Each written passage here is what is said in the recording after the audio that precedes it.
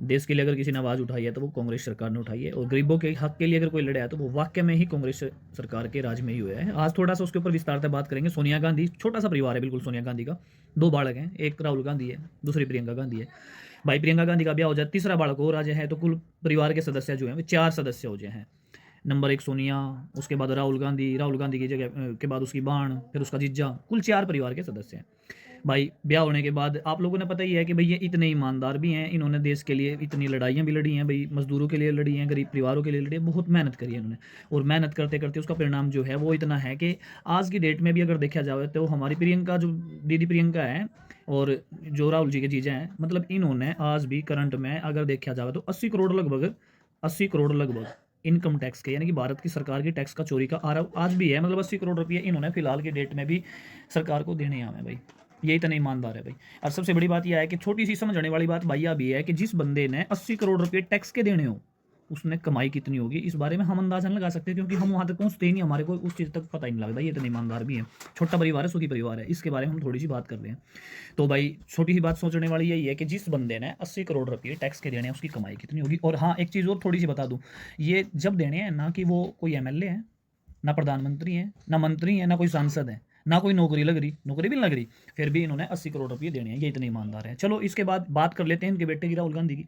राहुल गांधी पे भी लगभग 100 करोड़ रुपये का इनकम टैक्स का इनका मतलब नोटिस आया हुआ है। और नोटिस के साथ साथ इस पर आरोप ये भी है कि इन्होंने तो यंग इंडिया के डायरेक्टर होने का तथ्य भी छिपाया, कंपनी से होने वाली इनकम को भी छिपाया, और यहाँ तक कि भारत में शेयर से कितनी इनकम हो रही है, जनरेट हो रही है, कितनी इनकम जनरेट हो रही है, वो सारी चीज़ें भी छिपाई हैं।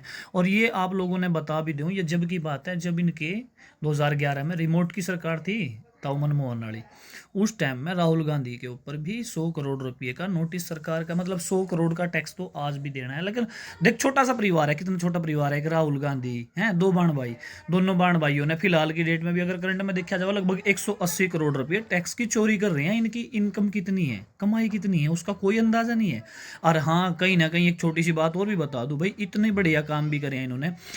मतलब हिमाचल प्रदेश में जहां हम पहाड़, मतलब कोई भी ऑल ओवर इंडिया की बात करी जाए तो बाहर का सदस्य कोई भी जाकर वहां प्रॉपर्टी नहीं खरीद सकता, और इन्होंने अपनी चलती में इतने राज करे हैं कि प्रियंका गांधी ने सारे नियमों की धज्जियां उड़ा के वहां भाई साहब 5 करोड़ का बंगला तैयार करा पहाड़ों में, जमीन भी नहीं खरीद सकता कोई, लेकिन इन्होंने वहाँ सब कुछ चलाई है। अच्छा, दूसरी बात आप लोगों जानते होंगे, हरियाणा में भाई इतने ईमानदार हैं, हरियाणा में किसानों की ज़मीन जो है ये इनके राहुल जी के जीजा जी जो हैं, इन्होंने बिल्कुल कोड़ियों के भाव खरीदी थी। हाँ पता होगा, मुद्दा भी बहुत उछला था, कोई नहीं जानता, 10 दिन का मुद्दा हो गया भाई, इसलिए मैं थोड़ा सा याद दिला रहा हूँ। इतनी ईमानदार सरकार है हमारी कांग्रेस की सरकार, छोटा परिवार सुखी परिवार। तो कुल मिला के समझने वाली बात भाई यह है, कुल मिला के इस टॉपिक पे मैं क्यों पहुँच रहा हूँ, मैं आप लोगों को क्या बताना चाह रहा हूँ, वो मैं ये बताना चाह रहा हूँ। 2014 में बीजेपी सरकार आई थी, नौकरियाँ नहीं लग रही, काम इनका कुछ है नहीं, लेकिन उसके बावजूद भी ये बंदे मालो माल हैं। कहाँ से पैसा आ रहा है, कैसे आ रहा है, कोई हिसाब किताब नहीं है, कहाँ से आया। समझने की बात ये है, पैसा कहाँ से आ रहा है। इन्होंने देश को इतना लूट रखा है कि ये तो भाई साहब 2014 में बीजेपी आ गई थी, और बीजेपी आने के बाद भाई साहब आज तक इनके पाँव पंजे नहीं लग रहे हैं, उसके बावजूद भी खर्चा भी पूरा कर रहे हैं। पैसा दबा कर है, लोगों को लूटना है, और कहाँ से लूटना है वो इनको बहुत बखूबी आता है।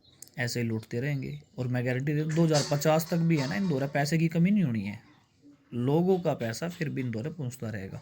पहले भी बतेरा लूट के खा रखे हैं, बतेरे बैंक भरे पड़े हैं जिन्होंने 180 करोड़ रुपये तो टैक्स के देने हैं। ये तो छोटा सा एक छोटे परिवार का छोटा सा एग्जाम्पल दिया मैंने, बड़ा भी दे सकूँ।